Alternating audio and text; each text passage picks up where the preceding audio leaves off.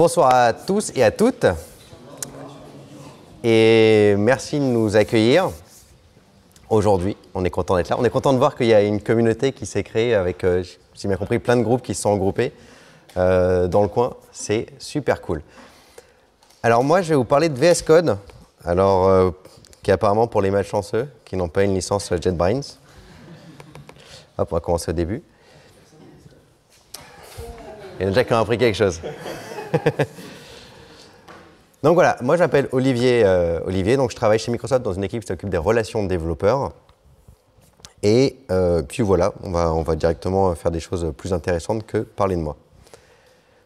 Alors l'idée c'est, je ne vais pas vous faire un 101 de VS Code sur introduction à VS Code ou alors les super features avancées. Je vais vous montrer ce que moi j'utilise au quotidien en général comme fonctionnalité, que ce soit des fonctionnalités qui sont directement incluses dans VS Code ou des choses qui marchent à travers des plugins. D'ailleurs, Tiffany, j'aurais besoin de toi un moment. Je voulais savoir qui est développeur web dans la salle. Ok, magnifique. Alors, il y en a, ils ne sont pas sûrs. Alors, les features que je vais montrer, marchent pour être, peu importe le langage en général, à part 2-3 petits trucs. Mais pour l'exemple, je vais partir d'un site web en fait que j'ai fait pour vous montrer un petit peu comment je travaille avec ce site web en passant par VS Code. Ah, carrément, tu t'installes. Ah, pardon. Je déconne. Ok. Alors, VS Code, pour la toute petite histoire, pour ceux qui ne connaissent pas, c'est un éditeur de code qui est open source, qui a été développé par Microsoft, qui est sorti en 2015, du coup, qui va fêter ses 5 ans aujourd'hui. Et quand on regarde le dernier survey Stack Overflow, qui connaît Stack Overflow? Génial. Qui connaissait le survey Stack Overflow? D'accord, le survey Stack Overflow, qui est donc une étude qui sort tous les ans, faite par Stack Overflow justement, auprès des utilisateurs et qui recense tout ce que vous voulez sur la vie des gens qui utilisent Stack Overflow. Il faut le remplir, c'est un énorme formulaire, donc j'imagine que pas beaucoup de monde le remplit. Ok, vous pouvez aller le remplir. Et l'idée, c'est que voilà, il y a des données sur tout. On va vous demander effectivement, genre, est-ce que vous êtes marié, où est-ce que vous habitez, limite, si on ne demande pas ce que vous mangez, etc. Et ça fait un mapping complet des développeurs. Et tout ça pour vous dire que la dernière étude, donc 2019, qui est la dernière qui est sortie, VS Code est donc arrivé, le premier éditeur. L'année dernière, il était à 34%, donc on voit qu'il y a quand même une progression assez forte. Là, c'est pour tout développeur. Quand on va sur Web Developer, c'est même plus que ça. Mobile, on a quand même toujours l'Android Studio qui sont devant, etc. Mais ça reste quand même un éditeur qui est en forte croissance. Voilou, voilou. Alors, j'en ai fini avec les slides. Donc, on va passer, je vais faire un peu de démo, c'est quand même plus intéressant pour vous. Et voilà, alors l'application dont je vous parlais, il y a 4 fichiers, c'est simple. Hein. Pour faire le tour vite fait, j'ai un fichier HTML, globalement, qui est populé après avec du JavaScript. Vous voyez bien. Premier tips VS Code, vous pouvez changer le thème dans VS Code. Tac, on va passer sur un truc un peu plus light. En général, on voit mieux. Vous voyez mieux? Super. Alors juste pour VS Code, c'est CTRL-SHIFT-P ou Command-SHIFT-P pour ceux qui sont sur Mac pour ouvrir la petite barre en haut, qui est la barre dans laquelle on fait toutes les actions. À part si vous avez des raccourcis. Et en l'occurrence, il y avait un Change Color Theme. Donc voilà, un fichier HTML, vite fait, il y a un fichier JS, donc qui va du coup remplir les données sur le site web à partir d'un fichier JSON, et il y a un petit fichier CSS aussi qui traîne. Et je vais fermer en haut. Vous avez vu, j'ai même mes slides qui tournent dans VS Code. Effectivement, c'est un plugin Reveal.js sur lequel j'ai un Markdown qui me génère des slides que je peux faire tourner dans VS Code ou dans un navigateur si je veux. Ouais, les slides, c'était tac. C'est le Markdown, là, tu vois, puis ma VS Code, il y a une image, il y a un merci, etc. Donc, il y a 3 slides. Et après, hop, tu as un show presentation by slide, ou dans le browser si tu veux, et ça te lance, du coup, ce que je vous ai montré juste avant, qui est ça. Tac, j'ai mes slides dans VS Code. Voilà. Donc, voilà, site web super simple, je vais vous montrer à quoi il ressemble. Alors, j'ai un plugin aussi qui s'appelle HTTP Server, qui est en fait un package Node. Il y a aussi Live Server pour ceux qui utilisent un truc un peu plus récent, qui permet de lancer un serveur sur mon répertoire. Et je peux même l'ouvrir directement dans VS Code. Donc dans VS Code, je peux avoir mon site qui va s'afficher. Voilà. Et donc voilà, ça correspond à mon HTML. Hein. Si je commence à changer des trucs dans mon HTML, ça va changer là aussi. Alors, en l'occurrence, on va le lancer quand même dans le serveur, dans le browser. Ça va quand même être plus pratique, surtout pour vous. Donc voilà, là, le site web, c'est les 3 fichiers que je vous ai montrés. C'était pour le premier roadshow qu'on a fait. Rien de bien délirant là-dedans. Petit raccourci qui est intéressant, CTRL-B, ça permet de cacher le côté. Voilà, c'est le petit truc sympa.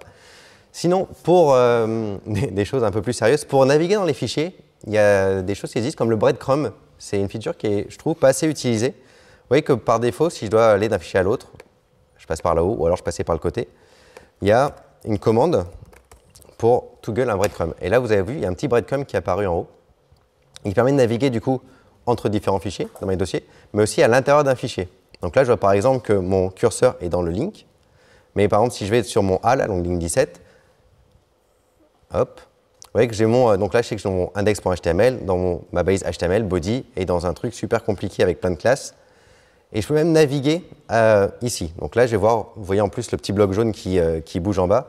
Je peux naviguer dans mon fichier. Et ça marche pour tout type de langage. Je suis dans mon JavaScript, de la même manière, hop, je suis dans une book for each. Vous voyez qu'en haut, je suis dans le répertoire JavaScript, le .js, une fonction activité dans le constructeur, et je suis dans un callback sur un for each. De la même manière dans un JSON, hein. Là je suis dans activity, vous voyez en haut, je suis dans mon data.json, roadshow, qui est un objet, je suis sur la case 0, machin. JSON, c'est un peu plus compliqué, mais je peux naviguer dans mon JSON à travers le breadcrumb que je vois en haut. Donc ça peut être assez pratique, surtout si vous avez un fichier HTML par exemple, où vous faites un langage où il y a beaucoup d'indentations, vous pouvez le retrouver assez facilement. Ok.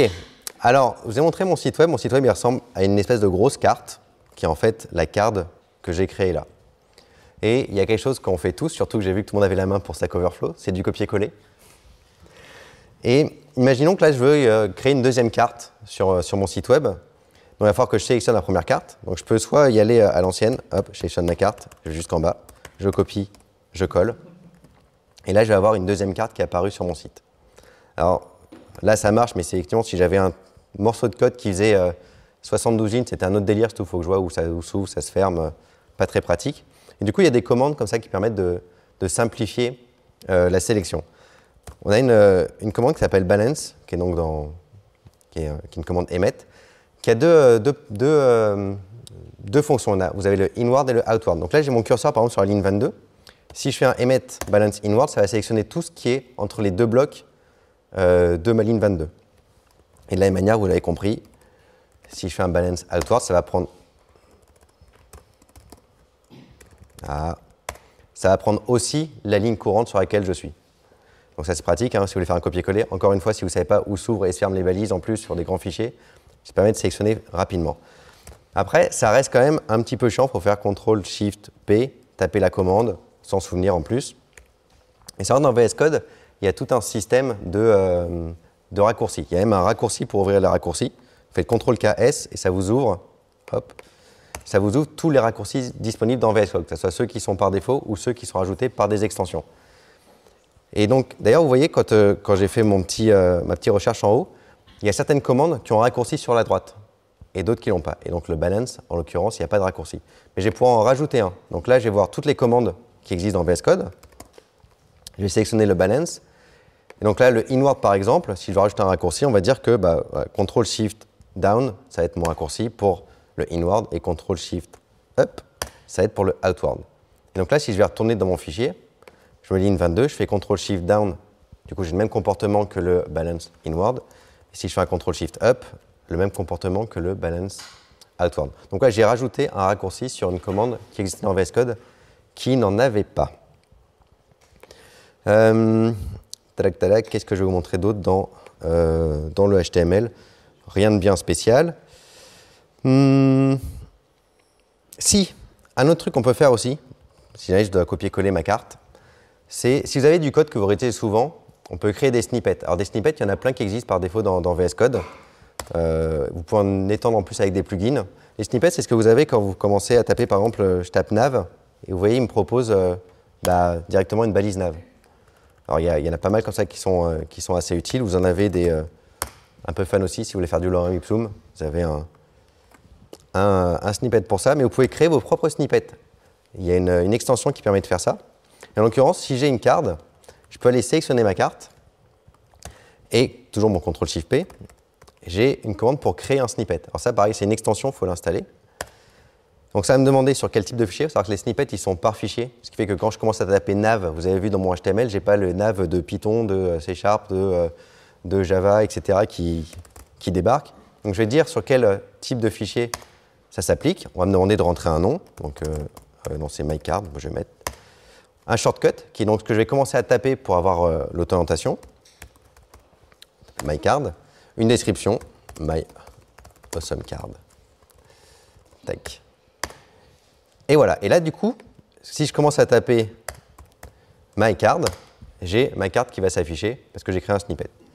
Et en plus, vous pouvez les voir, tous les snippets que vous avez créés. D'ailleurs, petit raccourci, petit bonus. Vous voyez que mon code, il n'est pas indenté. Vous avez une commande pour ça.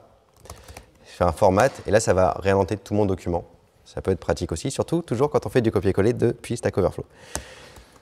Vous pouvez voir les snippets que vous avez créés avec un configure user snippet. De la même manière, on va vous demander sur quel type de fichier vous voulez voir. Donc là, en l'occurrence, HTML. Et vous voyez à quoi ça ressemble. Alors, vous auriez très bien pu créer le snippet que je viens de faire sans la commande ici. Mais si on regarde, c'est quand même pas ultra ouf. Alors, vous avez le préfixe, vous avez le nom, j'ai rentré. Vous avez le préfixe, qui est donc ce qui est utilisé pour déclencher le snippet.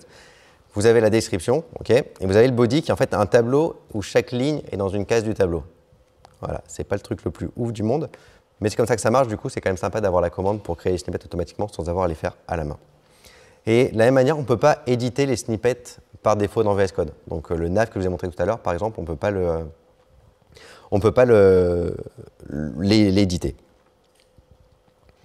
Ok, qu'est-ce que je vais vous montrer d'autre dans le HTML? Je ne sais plus, mais on va continuer. Tac. Là, je suis dans mes fichiers. Je vais vous montrer un petit peu sur chaque type de fichier ce que je peux faire. Ah bah, en parlant de fichiers, un truc sympa. Pour créer des fichiers, vous faites soit un clic droit, pareil pour les dossiers, soit vous avez la petite commande en haut.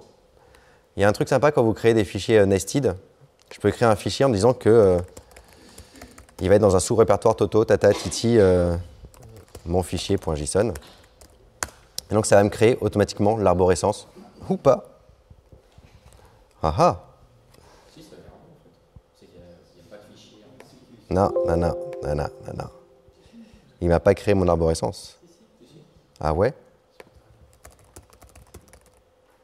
On va pas aller si loin que ça. Si, mais c'est parce que tu n'as pas de fichier entre, donc du coup, il te raconte. Ouais, je suis pas convaincu.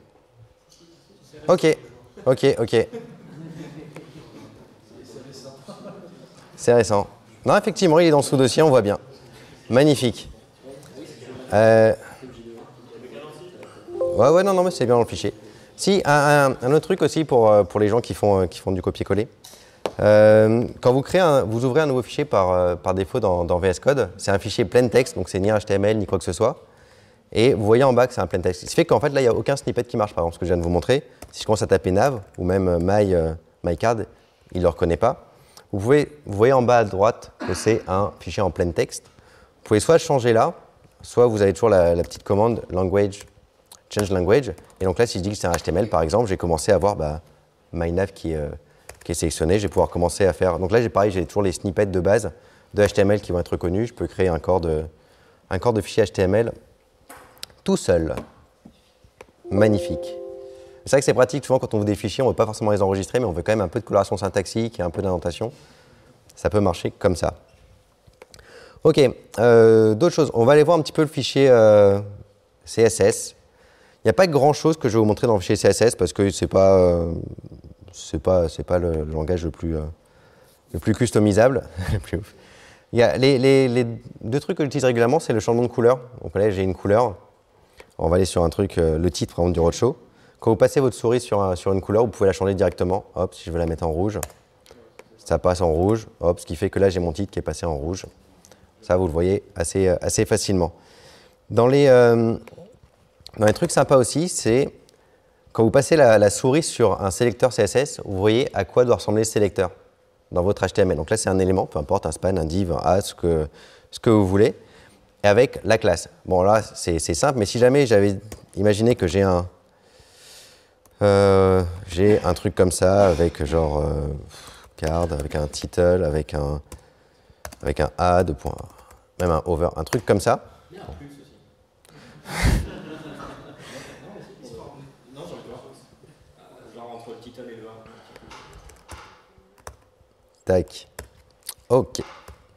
OK. Et donc là, quand vous passez votre souris par-dessus, vous voyez à quoi doit ressembler l'élément dans votre HTML. C'est pratique aussi quand vous avez un fichier HTML et que vous vous cassez la tête parce que vous ne savez pas pourquoi le style que vous êtes sûr d'avoir écrit sur le bon élément, il ne se répercute pas sur votre site web. Vous pouvez voir là ici ce que s'attend à voir le DOM finalement pour appliquer le style.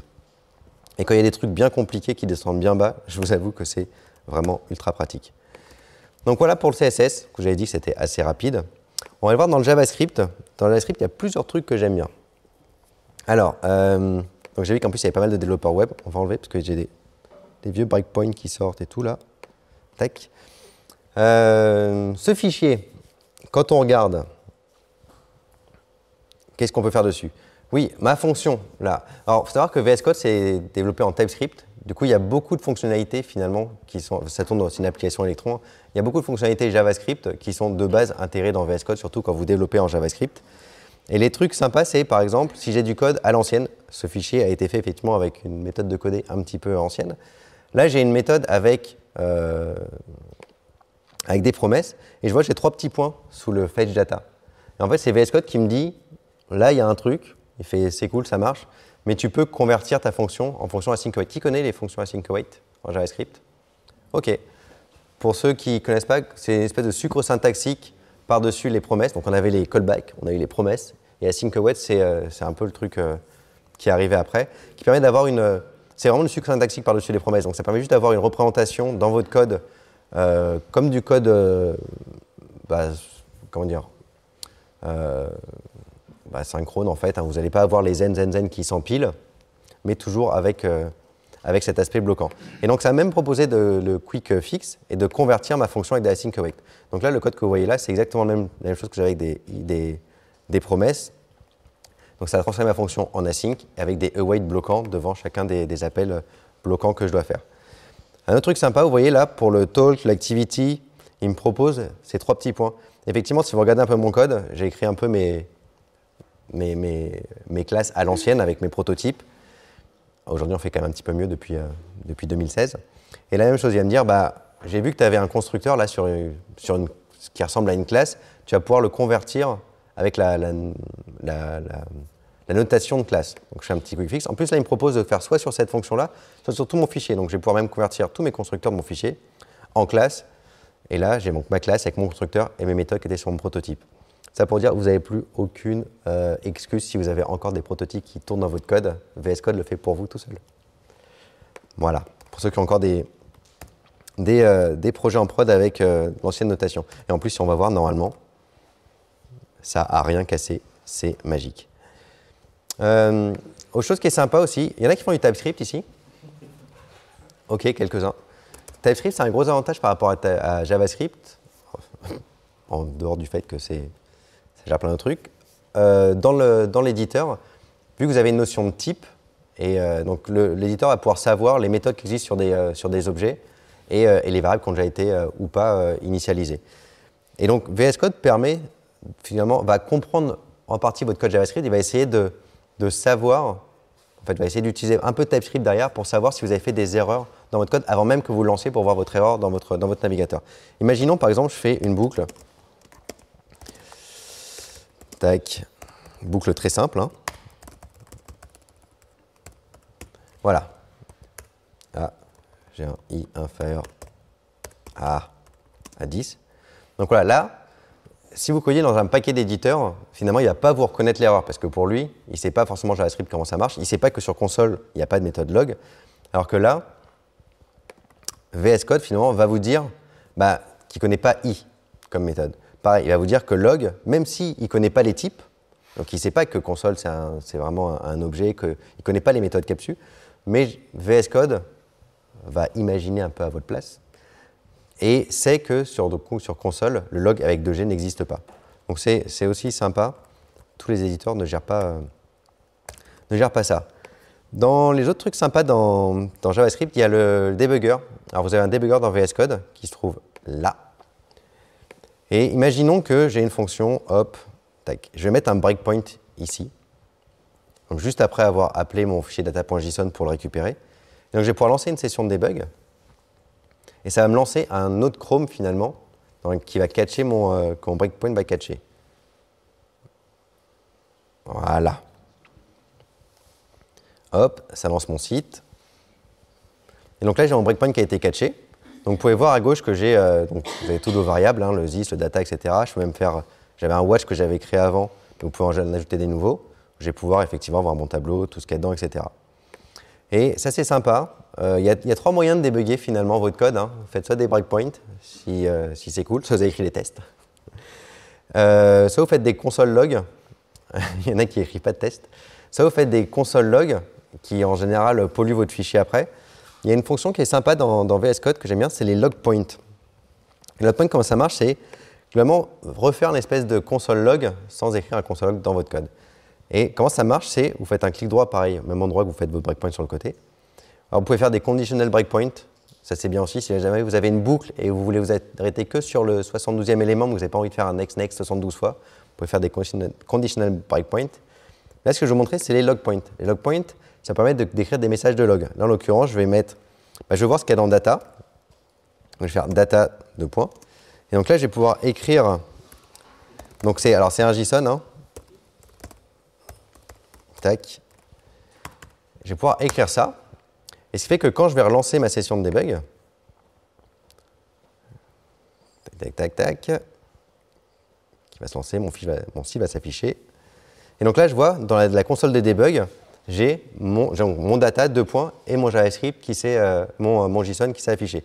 Et sans avoir arrêté, comme je le dis encore une fois, écrire de console.log au milieu de mon code qu'il faut que je supprime tout à la fin. Donc voilà pour le côté JavaScript. Hop, ce que je voulais vous montrer. Dans le JSON, je n'ai pas un million de trucs à vous montrer en JSON. Il y a juste un petit plugin sympa que j'aime bien, pour ceux qui font du TypeScript surtout. En TypeScript, on a la notion de type et d'interface en l'occurrence, pas pour définir, mais j'ai pas le mot en tête, mais globalement c'est pour, on va dire, définir à quoi vont ressembler vos objets. Et donc si vous sélectionnez, on va dire là je sélectionne du coup un JSON, je vais pouvoir, j'ai un petit plugin qui s'appelle JSON ToTS, hop, on va prendre la sélection, et qui va du coup prendre mon JSON et extraire la définition de l'objet qui va avec. Normalement. Tout de suite. Bientôt. Ah là. Donc là, il a créé l'interface, donc il sait qu'en fait, dans mon objet JSON, j'ai un root objet dans lequel j'ai un objet roadshow qui est un tableau. Et après, pour chacun des sous-objets, il va faire, tu as un roadshow, c'est un titre et un tableau de stop. Un stop, c'est une date, une ville, un tableau d'activité, etc., etc. Donc c'est aussi très pratique quand vous n'avez pas envie de vous taper à la main vos modèles pour les faire directement là-dedans. OK. Vite fait, dans les dernières fonctionnalités que je vais vous montrer, c'est là que j'aurai besoin de Tiffany. Alors, il y a une intégration dans Git, hein, je ne vais pas forcément vous la montrer, mais vous pouvez faire plein de choses avec Git dans VS Code. C'est LiveShare. Qui connaît LiveShare? OK. LiveShare, c'est une extension qui permet de faire de la collaboration dans VS Code. J'ai toujours du réseau, magnifique. Comment ça marche? C'est que je vais pouvoir lancer une session de collaboration, donc avec un petit bouton. Je vais m'en rejoindre une, on verra après. Et ça va me générer une URL. URL que je vais pouvoir partager avec des personnes. Alors, c'est jusqu'à 30 personnes, une session de collaboration, pour collaborer sur mon code. Ça arrive. Je ne sais pas le réseau de qui. Ah là. Donc j'ai un lien qui a été généré. On a une session de chat, hop, on s'en fiche. Et donc je vais l'envoyer à quelqu'un. Je vais l'envoyer à Tiffany par exemple. Alors j'ai aussi une intégration de Slack hein, dans VS Code parce que pourquoi pas, effectivement. Et donc je vais envoyer à Tiffany. Une fois que le réseau est revenu de l'autre bout du monde, je vais envoyer à Tiffany du coup le lien LiveShare. Tu me dis dès que tu l'as reçu. Et donc Tiffany, ce qui va se passer, c'est qu'elle va cliquer sur le lien et elle n'a pas mon code sur son ordinateur. Donc à aucun moment même mon code va être répliquer sur son ordinateur, il y a un stream, une espèce de stream, pas vidéo, mais dans le même genre, qui fait qu'elle va avoir la même arborescence. Donc elle va avoir tous mes fichiers sur sa gauche et elle va pouvoir interagir dans les fichiers. Tu me dis, Tiffany, dès que... Tu as reçu le message au moins? Ouais. Ok. Donc ça va lui ouvrir une nouvelle instance de VS Code. Ça va synchroniser / streamer ce que moi je vois. Et on va pouvoir faire plein de choses ensemble. Donc quand je vais lancer une session de debug, comme on a vu tout à l'heure, Tiffany, finalement, ça va s'arrêter aussi au même breakpoint que j'ai fait. Elle va pouvoir, pareil, inspecter mes éléments. Et voilà, on voit Tiffany, hop, en haut, qui était connectée. Voilà. Et donc, elle peut même écrire sur mon fichier. Donc, on peut vraiment collaborer. Elle a tout pété. On a même un terminal. Donc, moi, quand je fais un ls dedans, elle va voir sur son terminal le résultat de la commande. Et alors, par défaut, elle n'a pas accès à mon terminal. Wow. Voilà, par défaut, elle n'a pas accès à mon terminal, mais elle peut en demander l'accès. Heureusement qu'elle n'a pas accès par défaut, parce que sinon, elle pourrait faire effectivement vraiment n'importe quoi. Mais vous voyez, là, ça me dit Tiffany a demandé l'accès à votre terminal. Voilà, je vais dire OK. Il faut faire ça avec des personnes de confiance, forcément. Des personnes de confiance, je disais donc. Mais et de la même manière, on peut du coup faire pas mal de choses. Quand vous allez sur l'extension LiveShare, là vous voyez, donc je vois les participants, je vois Tiffany qui est connectée. Dans les choses bien que je peux faire, on peut faire des commentaires sur du code et avoir des discussions, etc. Mais je vais pouvoir partager des serveurs. Imaginons que vous avez un problème, vous avez un bug dans votre code et vous avez un collègue qui est à l'autre bout du monde. Alors il peut se connecter comme ça, vous pouvez lancer un debug et il peut voir ce qui se passe, mais il ne peut pas forcément voir lui, il ne peut pas vraiment lancer lui sur son ordinateur le code. Par exemple, la Tiffany, si elle tape la MURL 127.0.1.80.80, il ne va rien se passer, elle n'a pas de serveur HTTP installé, de toute façon elle n'a même pas mon code. Mais je peux partager un serveur. Donc là, en l'occurrence, si je dis que je veux partager le port 8080, en fait, c'est une espèce de tunnel qui va être créé, je reroute. Hop, je donne un nom. Donc là, vous avez dans la liste des serveurs partagés, vous avez un web server, et Tiffany va pouvoir cliquer dessus, et là, elle va être sur 127.0.0.1 et sur le port 8080, et elle va voir la même chose que moi ici. Alors ça peut être pratique, surtout si jamais vous développez, que vous avez un serveur MongoDB, SQL, peu importe derrière, et que vous voulez que la personne qui vous a débugger ait pu faire une requête sur le serveur MongoDB depuis même un autre outil que celui de VS Code.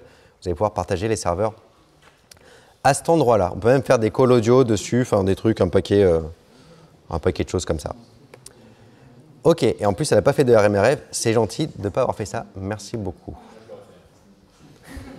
Non mais LiveShare, alors LiveShare, juste pour ceux qui se demandent comment ça marche, ça passe par Azure quand vous créez le lien au début. Donc c'est un serveur chez Microsoft. Une fois que la connexion est établie, que c'est un service gratuit quand même, une fois que la connexion est établie, ça va passer en direct, un peu la WebRTC style. Donc la connexion elle est directement maintenant entre Tiffany et moi, sans passer par des serveurs. Ça c'est le comportement par défaut. Si jamais la connexion ne marche pas, il y a un fallback sur une connexion en passant par un serveur.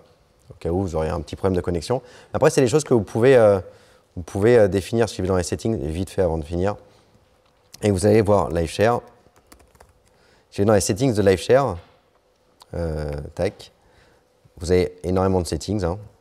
Les guests à prendre le contrôle, etc. Et tac, tac, tac, voilà, la connection mode, par défaut c'est auto, c'est celui que je viens de vous présenter, mais vous pouvez forcer le lien direct, donc là si ça ne marche pas, ça ne marchera pas, ou forcer le fait de passer par un relais dans Azure. Je vous laisserai aller voir tout ce qu'on peut faire avec LiveShare. Voilà, je crois que j'ai montré tout ce que j'avais à montrer. Et écoutez, si vous avez des questions, je veux bien y répondre. Merci.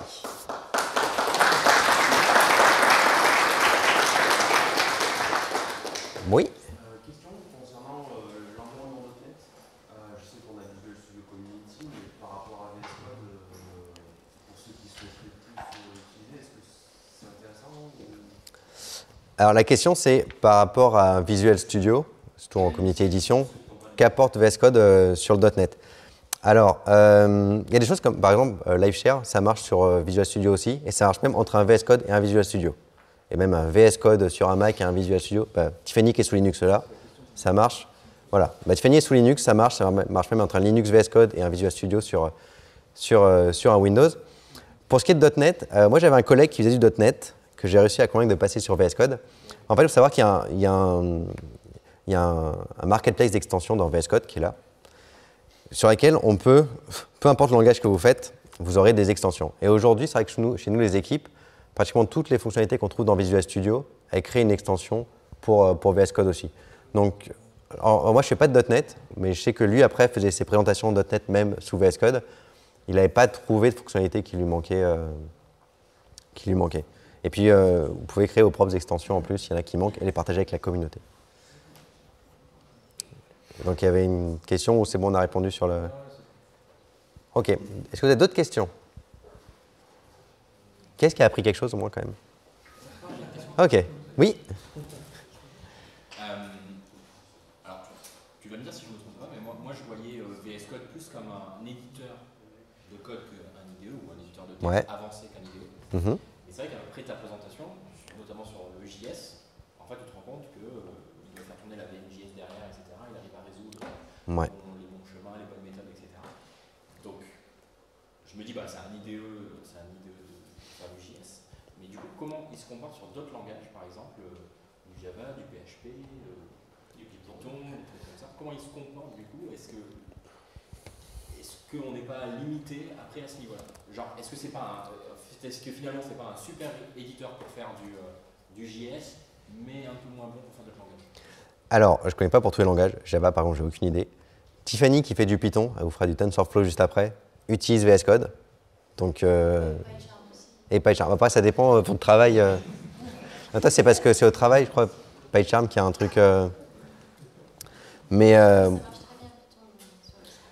après, PHP, j'ai fait un peu aussi, ça marche très bien. Après, effectivement, sur les trucs comme Java, je sais qu'il y a des IDE comme JetBrains qui marchent très bien. Je t'avouerai que là, j'ai pas vraiment testé. Mais encore une fois, tu vas sur le store d'extension et tu regardes tu vas pour Java. Et ben, il n'y a rien pour Java. Non, voilà. Tu as un debugger pour Java que tu vas pouvoir lancer, un peu comme moi j'ai su pour JavaScript. Je sens que JavaScript, le debugger par exemple, c'est quelque chose que j'ai installé, qui n'est pas par défaut dans VS Code. Dans VS Code, ce qui est par défaut, c'est les petits trips où il dit non mais là tu pourrais un peu améliorer. Mais sinon, il y a énormément de choses que je vous ai montrées qui passent par des extensions, notamment le debugger qui ouvre Chrome, que j'ai dû configurer aussi pour lui dire où est Chrome, etc. Donc voilà, dans Java, vous avez un paquet de trucs pour gérer les dependencies, et le JavaScript qui traîne au milieu. Vous voyez la scroll bar sur le côté? Il y en a un paquet. Des plugins sur du Java. Ouais, alors on va faire Java Espace si tu veux pas voir JavaScript. Du coup, moi j'ai une question. Pour moi, un IDE, ça sert essentiellement à faire du refactoring. Parce que bon, le reste c'est pratique, mais finalement les éditeurs de code, enfin de texte et les éditeurs de code, il n'y a pas tant de différence. Pour moi, c'est essentiellement un outil de refactoring. C'est ça que ça apporte de plus. Et là, tu nous avais montré le truc de refactoring. Est-ce qu'il y a des fonctionnalités? Est-ce qu'il y a beaucoup de fonctionnalités de refactoring? Est-ce qu'on peut espérer avoir des extractions dans un sens streamline, le changement de prototype d'une fonction, toutes ces choses-là? Peut-être sur TypeScript déjà, parce que j'imagine que c'est lequel. Un TypeScript, ça marche. Dans TypeScript, tu commences à modifier des références, à les modifier dans les autres textes. Après, ça dépend de ton langage, mais ça va être… en général, c'est plus ou moins dans les trucs IntelliSense, etc. qui va faire ça. Et effectivement, si tu commences à rajouter… je sais que pour .NET, François a utilisé, moi pour TypeScript, ça marche. Tu installes l'extension qui gère ça. Et, alors, il y en a qui marchent plus ou moins bien. TypeScript, je me souviens tout au début, c'était un peu long. À chaque fois que tu modifies un fichier, il recherchait toutes les références et ça prenait un peu de temps. Mais moi, pour les peu de langages que j'ai vu utiliser, il y avait une extension qui gérait le fait de au moins gérer tout ce qui était référence. Effectivement. Je modifie le nom d'une classe, ça va modifier ailleurs si tu as un classe-point quelque chose. Ou, pareil, tu modifies le nom d'une fonction, ça va les modifier ailleurs. Tu as une extension pour ça, sans vouloir plagier personne en disant ça. Mais encore une fois, c'est VS Code, effectivement, c'est à la base plus un éditeur de texte et de code, mais que tu peux enrichir avec des milliers d'extensions qui existent et des extensions qui font un truc n'importe quoi. Il y a des gens qui font des extensions juste pour s'amuser. Tu as des extensions qui vont modifier, qui bougent la souris parce qu'ils sont connectés à ta webcam, tu as tous les API web, ou si tu commences à faire ça devant ton truc, ça va modifier des breakpoints dans le code. Donc, tu as accès à énormément de choses. Et du coup, tu as vraiment des extensions pour tout et malheureusement aussi n'importe quoi. D'ailleurs, le marketplace, il est totalement public et non filtré. Alors, tu peux créer des extensions privées pour ton entreprise. Je t'avoue que je sais que c'est possible, mais j'ai pas exploré. Pareil, les extensions. Alors moi, vous avez vu, j'ai un paquet d'extensions qui existent. Il y a des choses intéressantes, parce que quand vous avez plein d'extensions loadées, ça peut assez vite ramer. Vous pouvez créer des espèces de workplace, finalement, que vous loadez, qui ont un certain nombre d'extensions installées avec, qui viennent loader avec. Ce qui fait que si vous faites effectivement du Java et que vous avez des extensions Docker, là, par exemple, j'ai pas mal d'extensions sur Azure, je vais avoir un workplace avec des extensions Azure dessus que je vais utiliser. Vous pouvez aussi, il y a une extension qui existe pour backuper ces extensions, pour backuper tous ces settings. Vous allez pouvoir, alors moi je ne l'ai pas installé là, mais vous allez pouvoir faire une espèce de backup qui va mettre sur un GIST dans GitHub de tous vos settings. Et vous êtes sur un nouveau laptop, vous arrivez, vous installez juste cette extension-là, vous connectez sur, vous mettez l'URL du GIST sur GitHub, et ça va du coup remettre tous vos settings, réinstaller toutes les extensions que vous avez. C'est bien si vous faites du déploiement de la même configuration VS Code sur un paquet de machines. C'est sympa. Il y a vraiment des extensions pour tout. À quand VS Code Online? Alors, on a lancé il y a quelques semaines, ou quelques mois maintenant, Visual Studio Online. Tac, tac. Alors là, vous allez voir mon Visual Studio Online, qui est en fait, malgré son nom, un VS Code Online, qui va... Voilà. Alors ça tourne sur Azure, du coup il faut une souscription Azure et alors je ne connais pas non plus tous les détails, je vous avoue. Ça charge, ça arrive. Alors je ne sais même pas sur qui je suis connecté là. Ah, Christopher. D'accord. Globalement, vous pouvez avoir c'est un VS Code, mais ça s'appelle Visual Studio Online, c'est un VS Code qui tourne dans votre navigateur et en plus du coup qui a toutes les connexions déjà faites sur des GitHub, etc. Donc vous voyez là, vous voyez le screenshot, c'est dans un navigateur que ça tourne, c'est un VS Code, ça marche très bien. Et pour faire de la collaboration, c'est vraiment top pour le coup parce que d'autres personnes peuvent se connecter sur le même... Et on peut se connecter à du dépôt prévu. Très bonne question. Ça serait dommage qu'on ne puisse pas le faire, j'avoue, mais pas essayer. Tac. Bon, c'est pour le self-hosted. Ça serait quand même dommage qu'on ne puisse pas. Est-ce qu'il y a d'autres questions? Ouais. Et tout ce qui est, tu disais, on peut sauvegarder les extensions, enfin on peut sauvegarder plein de settings. Ouais. Et par contre, si on est deux personnes en live share, chacun utilise ses raccourcis, ses trucs à lui ou c'est... Ouais, ça reste ton IDE. Moi, j'ai une extension. Tiffany n'a pas avoir accès à mon extension. Ça stream vraiment ce qui se passe, mais elle garde ses extensions et moi, je garde mes extensions. Pareil, tu vois, moi, j'ai installé le HTTP serveur là. Tiffany, elle n'a pas un serveur HTTP qui va s'installer tout seul sur son... C'est pour ça que c'est bien de pouvoir partager les serveurs. Non, on polluera un paquet de gens, cela. Oui? Du coup, ça amène une autre question pour moi. Tu n'as pas montré d'exécution de test. Et du coup, la question que je me pose, c'est est-ce que l'intégration pour l'exécution du test est bien aboutie? Et en particulier, avec LiveShare, est-ce que je peux lancer une test de part et d'autre? Moi, c'est ce que je fais toute la journée, je fais du remote pair programming. Et ouais. en fait, souvent, le problème, c'est lancer les tests et avoir le même résultat de deux côtés. Alors, première chose, les tests, il y a des plugins pour plus ou moins tous les systèmes de tests qui existent. Donc, je les installe. Moi, je fais pour JavaScript, ça marche très bien. Pareil, .NET, moi j'ai mon collègue, ça marchait très bien. Pour ce qui est de ta deuxième question, du coup, qui était est-ce qu'on peut lancer des tests de part et d'autre quand on est en live share? Quand tu vas dans les settings de live share, vous avez vu, moi, quand je lance mes tests, par défaut, Tiffany, le breakpoint s'arrête. En fait, c'est dans les settings. Donc voilà, j'ai HoloGuest. J'autorise les guests aussi à lancer une session de debug. Donc tu peux le faire. Et pareil, tu peux configurer quelque part le fait que quand toi tu lances une session de debug, et ben forcément tous les guests, ils sont tac. Toi, voilà. Par défaut, quand moi je lance une session de debug, et ben les guests, ça débug chez eux aussi. Et je peux autoriser le fait qu'eux puissent aussi lancer une session de debug. Mais du coup, il ils n'ont pas accès à tes tests. Ils voient, toi tu lances le test chez toi, après ils débug avec toi, mais ils ne peuvent pas voir la boucle du test, de la test suite, manipuler ça. Alors, les fichiers de test, ils y ont accès, comme on l'a vu Tiffany tout à l'heure qui écrivait dans mon index.html. En fait, elle, sur la gauche, elle va avoir exactement la même vue, là, avec les fichiers. Donc, elle peut aller modifier les fichiers de test. Pour ce qui est de l'output en bas, on partage les choses. Donc, elle partage la session le debug console, le terminal, vous avez vu, elle peut écrire dans mon terminal. Donc, tout ça, c'est partagé aussi entre les users. Du coup, si elle trigger, elle peut trigger de son côté du test, ça va s'exécuter en fait sur ta machine. Non. Quand les guests, parce qu'on peut avoir jusqu'à 30 personnes, imaginez un peu le bazar si chacun lance une session de test, qu'est-ce qui se passe? Ok, ah oui. Mise à jour, il y a souvent des mises à jour, ça évolue beaucoup ou maintenant il est stable et puis il n'y a plus beaucoup d'évolution? Non, alors il y a des mises à jour régulièrement, il y a un compte Twitter qui tweet régulièrement le changelog. Là, c'est la version stable, il y a une version aussi nightly que tu peux installer qui a le même logo mais un peu en vert.